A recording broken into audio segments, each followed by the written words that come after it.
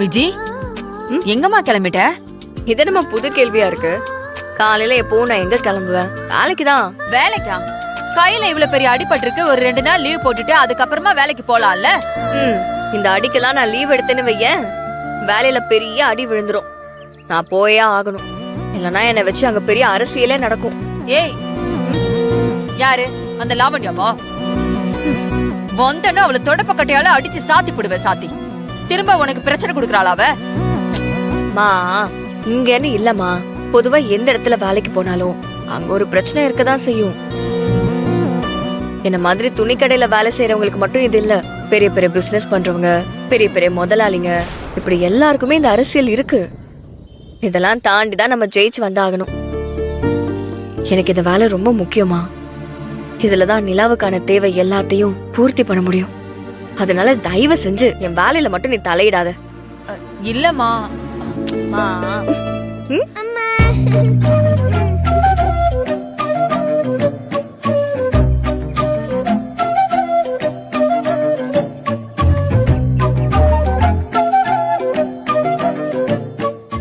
என்ன நிலா, என்ன அப்படி பாக்குற?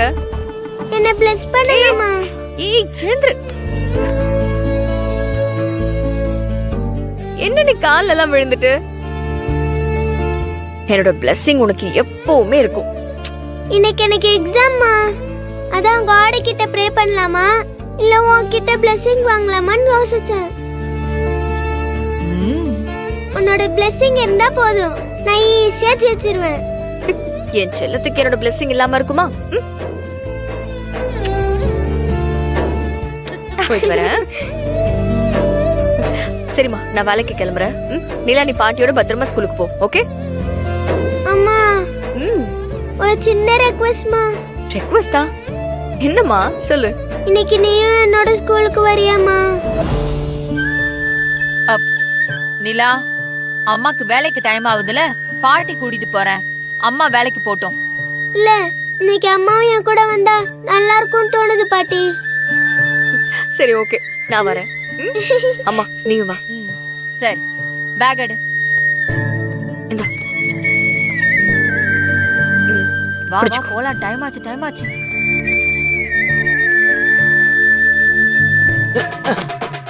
ஹாய்.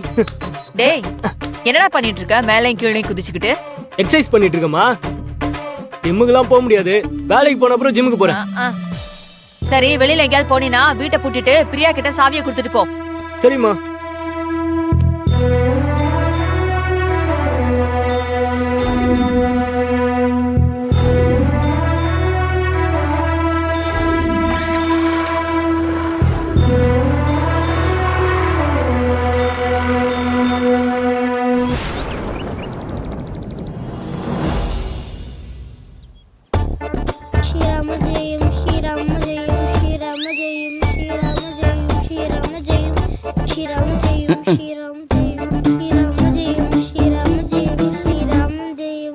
என்னென்னமோ பண்றான் ஐயா.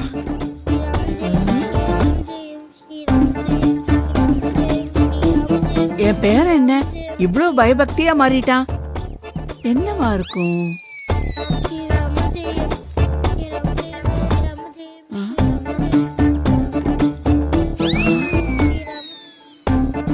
என்னடா இது புதுசா ஆஞ்சநேயர் சிலை?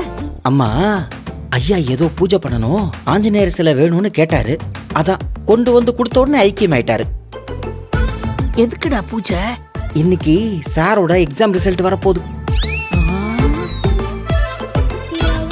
அதனாலதான் இந்த ஆஞ்சநேயர் உட்காந்துக்கிட்டு இவரோட மொத்த பாரத்தையும் அந்த ஆஞ்சநேயர் மேல சுமத்திட்டாரு. இதுக்கப்புறம் ஆஞ்சநேயர் சஞ்சீவி மலையை இறக்கி வச்சுட்டு இவரோட பாரத்தை தான் தூக்கிட்டு திரிய போறாரு.